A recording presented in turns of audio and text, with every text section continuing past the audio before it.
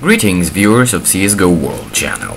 Today we shall present you a truly outstanding A-site execution for the Inferno map performed by Titans, the best French team at the moment. The action takes place in a 6th round of the game against Team Dignitas, where Existence and his team are down to 0 to 5. So one might understand why they simply had to win the following round to stay in the game. Terrorists went for a force buy, which resulted in them lacking firepower in comparison to CTs. However, their most deadly weapons were smokes and flashes. Let us have a brief look at the map first. We'll provide you with each player's role shortly after. The round starts out just as any other would. Titan sent 2 men to hold banana and middle, while the remaining 3 people were dispatched to the second middle to watch the apartments. After a few seconds, the action begins, and an impeccably well-timed assault takes place from the arch and the Lord's spot. Let's move on to the player's tasks now. Shox goes to the balcony, spams the dark room with 1 clip of ammo, and then moves towards the crossroads to cast a smoke. He was very fast in doing it, therefore I froze the video for a second so that you may have a look at where he was aiming. After the smoke, Shox runs through the arch, waits a while for flashes from Existence and Scream, and storms the bomb site.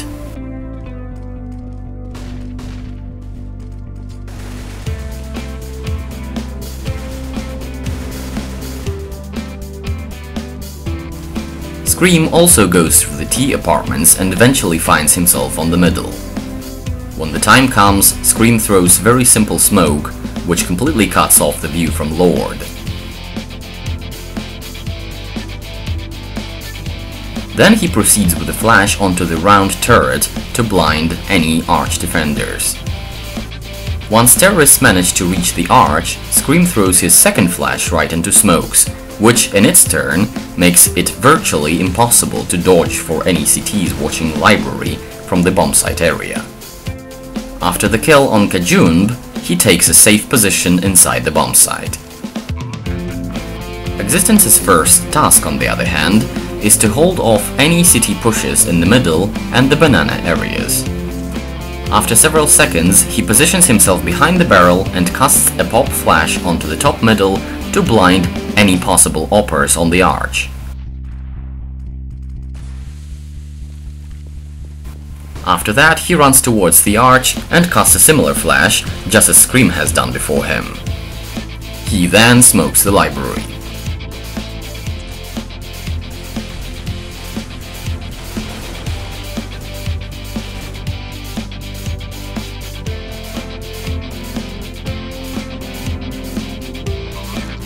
SmithZz also watches the middle and the banana at the beginning of the round. Then he smokes off the big pit from the second middle and pushes the bomb site through Lord. My guess is that he was to flash out the big pit instead. However, due to the delay caused by CT's counter flashes, he eventually decided to skip it and storm the bomb site instead. NBK made his way towards the second middle through the apartments. As you may see, he was about to check the stairs when he turned back and prepared to cast his smoke instead. Most probably, Existence decided to proceed with the strategy sooner than it was originally intended. So, after smoking off the connector, NBK flanks the bomb site from the Lord's side.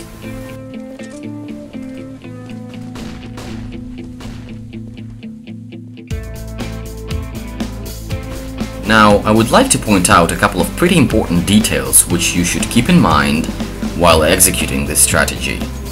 First of all, once the smokes have been thrown, do not storm the arch straight away, but instead wait for 2 or 3 seconds. This will allow you to get the perfect timing and prevent CTs from rotating to a more convenient defensive position.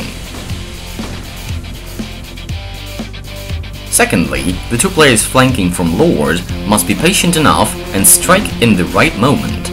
In my opinion, the perfect timing would be right after the remaining 3 players have passed the connector.